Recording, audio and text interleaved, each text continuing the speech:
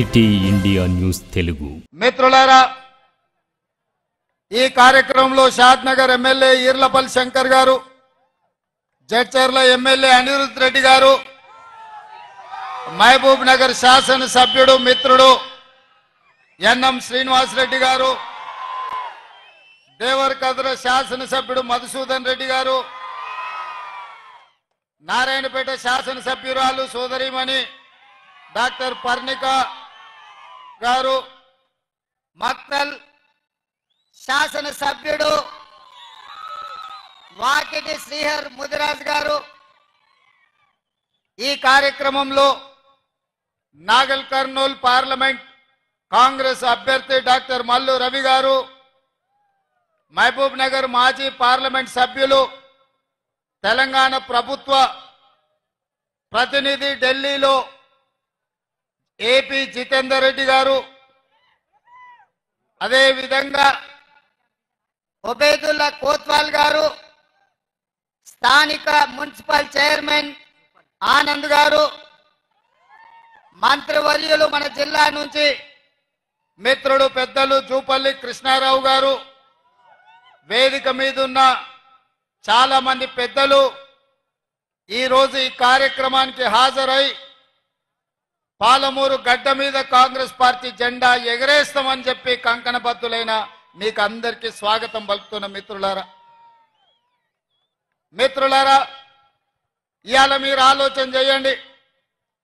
ఆనాడు 2009లో కరీంనగర్ ప్రజలు తిరస్కరించి, కరీంనగర్ ప్రజలు బండకేసి కొడతామని కేసీఆర్ వెంటబడి తరుముతే, అక్కడి నుంచి పారిపోయి పాలమూరు వలస వస్తే, మీరందరూ మనమందరం ఆనాడు తెలంగాణ ఉద్యమంలో తెలంగాణ రాష్ట్రం రావాలి, ఆ రాష్ట్రాన్ని సాధించాలంటే పాలమూరు నుంచి కేసీఆర్ ను పార్లమెంటుకు పంపించాలి అని ఆలోచన చేసి, పార్టీలకు జెండాలకు ఎజెండాలకు అతీతంగా ఆనాడు పెద్దలు విఠలరావు గారిని కాదని కూడా చాలా మంది చంద్రశేఖరరావు ఈ పాలమూరు నుంచి పార్లమెంటుకు పంపించారు. నేను ఇవాళ అడుగుతున్నా, ఈ పాలమూరు జిల్లా కష్టకాలంలో ఉన్న నిన్ను, పాలమూరులో ఊరు లేకపోయినా, పార్లమెంటులో నోరు లేకపోయినా, నిన్ను పార్లమెంటు సభ్యుడిగా గెలిపించి పంపిస్తే తెలంగాణ రాష్ట్రం వచ్చింది. వచ్చిన రాష్ట్రంలో మా పాలమూరుకు ఇచ్చిందేంది, నువ్వు తెచ్చిందేంది అని నేను ఈరోజు చంద్రశేఖరరావుని అడుగుతున్నా. చంద్రశేఖరరావు గారు నేను అడుగుతున్నా, ఉమ్మడి రాష్ట్రంలో సమైక్య పాలనలో 60 సంవత్సరాలు ఆంధ్ర వాళ్ళు చెరబట్టి పడావు పెట్టిన పాలమూరు రంగారెడ్డి ఎత్తిపోతలు గాని, కల్వకుర్తి లిఫ్ట్ ఇరిగేషన్ గాని, కోయిల్ సాగర్, భీమా, నెట్టెంపాడు ఏదైనా ప్రాజెక్టులు 10 ఏళ్లలో పూర్తి చేసినవా? ఏదైనా పరిశ్రమలు మా పాలమూరుకు తీసుకొచ్చినవా? అంతెందుకు ఆనాడు కాంగ్రెస్ పార్టీ అధికారంలో ఉన్నప్పుడు పాలమూరు యూనివర్సిటీ మంజూరు చేసి, ఈ ప్రాంతంలో ఉన్న తండాలు, దళిత వాడల్లో ఉన్న పేదల బిడ్డలు, బలైన వర్గాల బిడ్డలు చదువుకోవాలి, డాక్టర్లు, లాయర్లు, ఇంజనీర్లు కావాలి, ఐఏఎస్లు, ఐపీఎస్లై రాజ్యం ఏలాలి అని ఆనాడు కాంగ్రెస్ పార్టీ పాలమూరు యూనివర్సిటీ ఇస్తే, అక్కడ చదువులు చెప్పే పంతుల పదవులు 150 ఉంటే 10 ఏళ్ళు 130 ఖాళీలు పెట్టిండు. యూనివర్సిటీ పేరు మీద పంతులు లేకపోతే పిల్లలు చదువుకునేది ఎట్లా అని చెప్పి నేను చంద్రశేఖరరావును ప్రశ్నిస్తున్నా. మా ప్రాజెక్టులు గట్టలే, కృష్ణానది మా పక్కనే పారుతున్నా, మా జూరాల ప్రాజెక్టు పూర్తి చేయకుండా, మా పాలమూరు రంగారెడ్డి ఎత్తిపోతల పథకాన్ని పూర్తి చేయకుండా ఇవాళ మా రైతులు వలసలు పోతుంటే నువ్వు ఆనందంతో నీ రాజ్యం నడుపుకున్నావు తప్ప మాకేమన్నా ఇచ్చినవా? మాకు చదువుకుల్లో సహకరించలే, మాకు ఉద్యోగ ఉపాధి అవకాశాల్లో సహకరించలే, మా ప్రాంతానికి పరిశ్రమలు తీసుకురాలే. మళ్ళీ ఇవాళ పండ్లు ఇగిలించుకుంటూ వచ్చి మాకు ఓట్లు వేయండి, మేము పండ్లు ఇగిలిస్తాము, పార్లమెంట్లో పోయి గుర్రు పెట్టి నిద్రపోతామని అంటున్నాడు. నేను ఒక్క మాట అడగదలుచుకున్నా. శ్రీనివాస్ రెడ్డి మంచోడే, నాకు కూడా తెలిసినోడే. గతంలో కాంగ్రెస్ పార్టీ ఆయనని ఎంపీటీసీ చేసింది, కేసీఆర్ ఎంపీ చేసిండు, ఆయన అదృష్టం బాగానే ఉంది. 5 ఏళ్ళు పార్లమెంట్లో శ్రీనివాస్ రెడ్డి ఏ రోజైనా పల్లెత్తు పలకరింపు మాట్లాడిండా? పాలమూరు రంగారెడ్డి ఎత్తిపోతల ప్రాజెక్టు గురించి ప్రస్తావించిండా? మనిషి మంచోడే గాని మంచానికి పడ్డాడు. లేవనికే శాత కాదు, లేస్తే మాట్లాడనికే ఆయనకు అధికారం లేదు. మరి అట్లాంటి శ్రీనివాసరెడ్డిని మళ్ళొక్కసారి ఇవాళ కేసీఆర్ గారు వాళ్ళ అభ్యర్థి అని పంపించిండు. ఏం చూసేయాలి?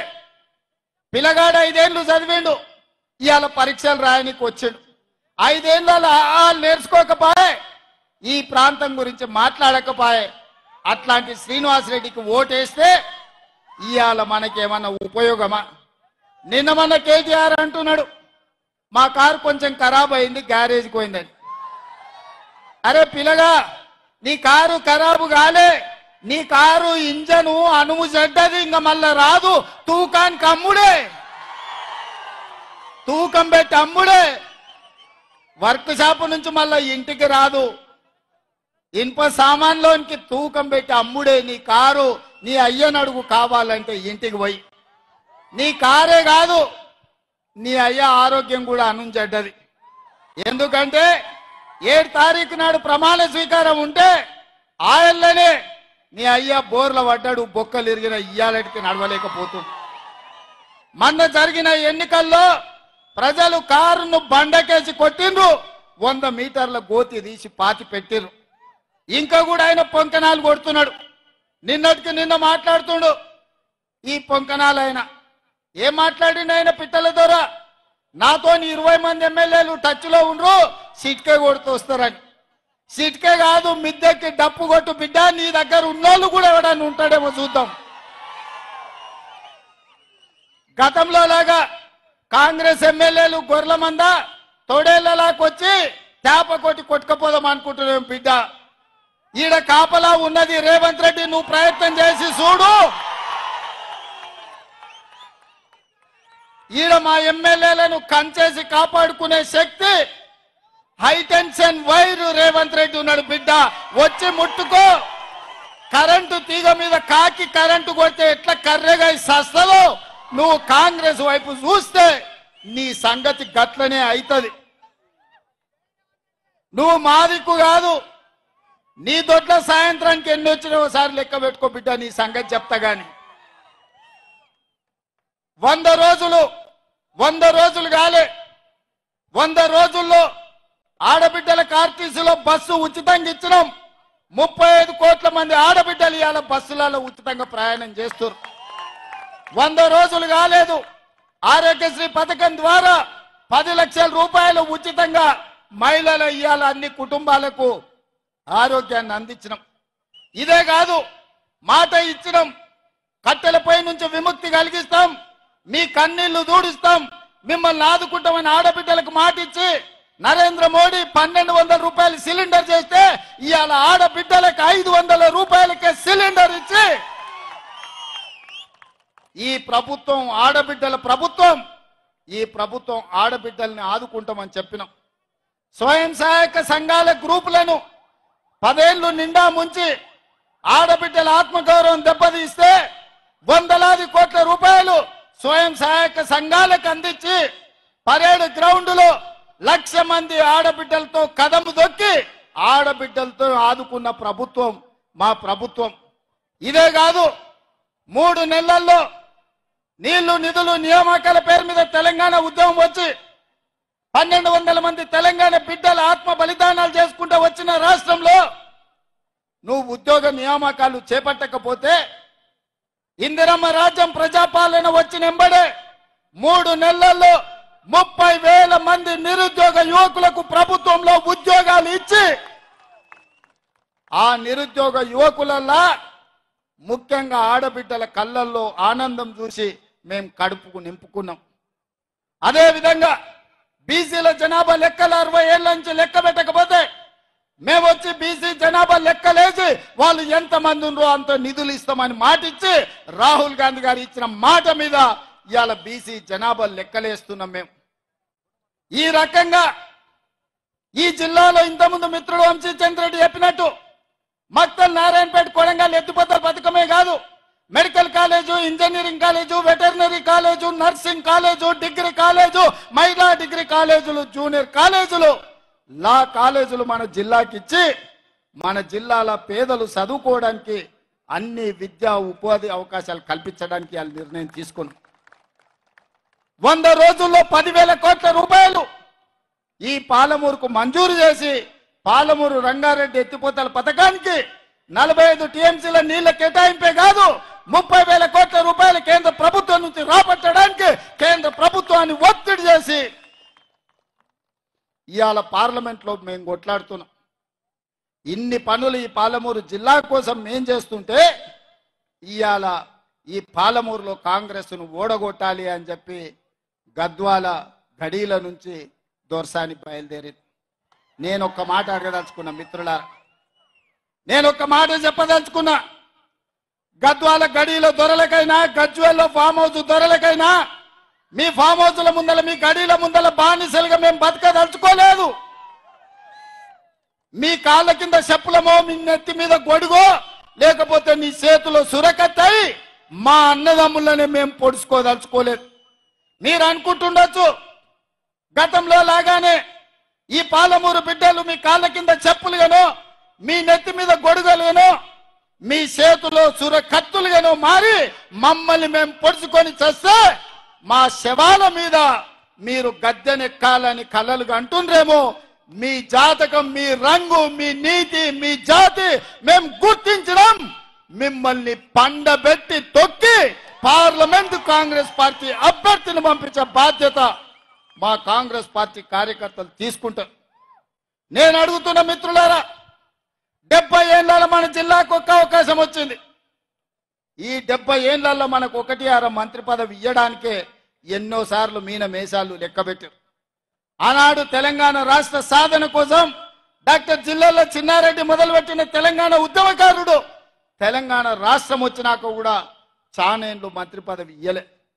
కానీ ఇవాళ ప్లానింగ్ కమిషన్ వైస్ చైర్మన్ గా మనం ఇచ్చి వారిని గౌరవించి ప్రభుత్వంలో భాగస్వాములను చేసినాం. ఓబేదుల్లా కోత్వాల్ది మైనారిటీ కమిషన్ చైర్మన్ గా ఈ రోజు ఒక మైనారిటీ సోదరునికి ఇవాళ అవకాశం ఇచ్చినాం. ఇదే కాదు, రేపు పార్లమెంట్ ఎన్నికల తర్వాత ముదిరాజు బిడ్డను మంత్రిని చేస్తామని మాటిచ్చి 15 ఆగస్టు లోపల మంత్రిని చేసే బాధ్యత మేము తీసుకుంటాం. ఇదే కాదు, ఇవాళ మిత్రులారా 30 ఏళ్ల నుంచి నానుతున్న సమస్య మాదిగల వర్గీకరణ.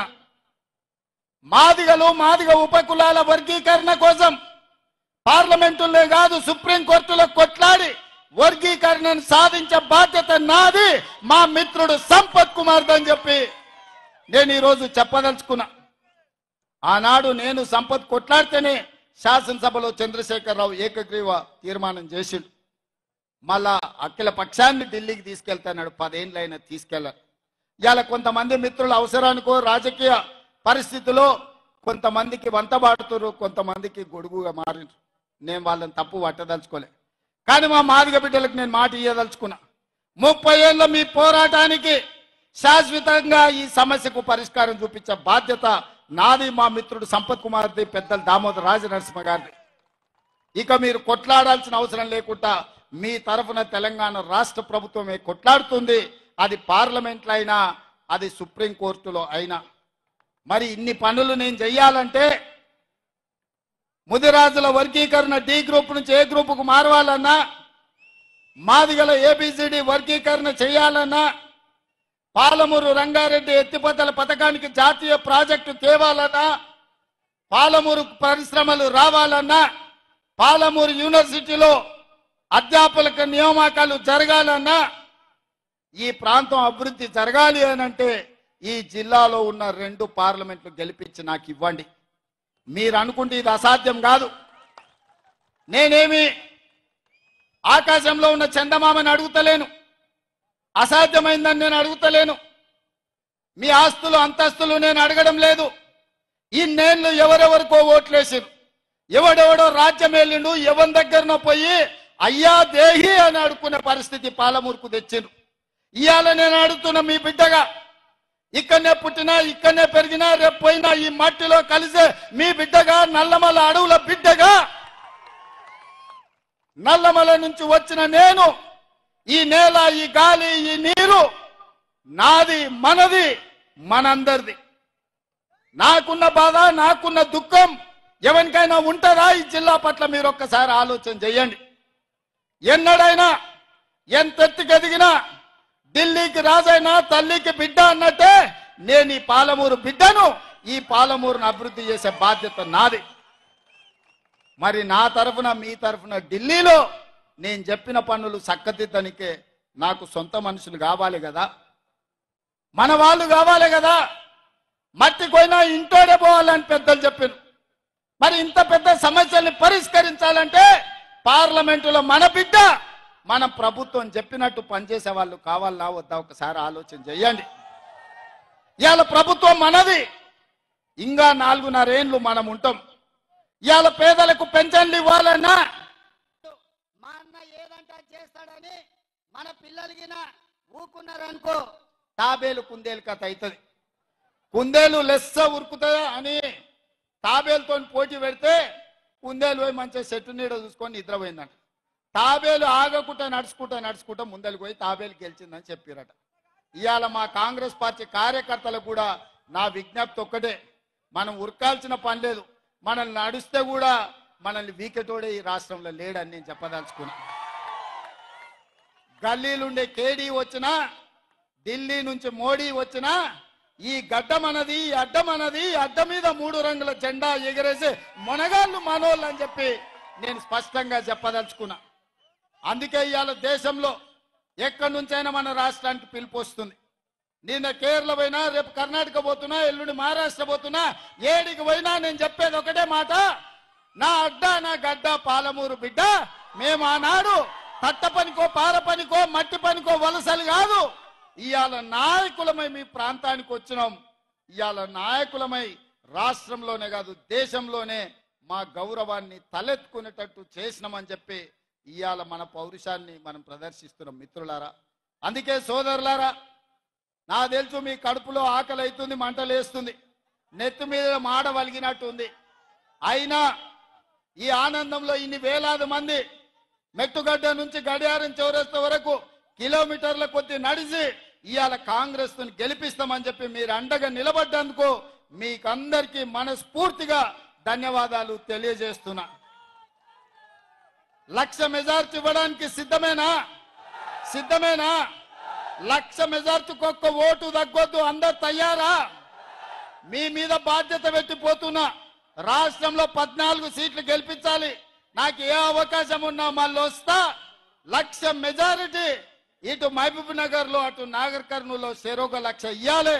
మా డాక్టర్ ఎక్కడ మల్లురవి గారు, మా మల్లురవి గారిని, మా వంశీచంద్రెడ్డి గారిని గెలిపించాల్సిందిగా కోరుకుంటూ మీ అందరి దగ్గర సెలవు తీసుకుంటా. జై కాంగ్రెస్, జై జై కాంగ్రెస్, హస్తం గుర్తుకే.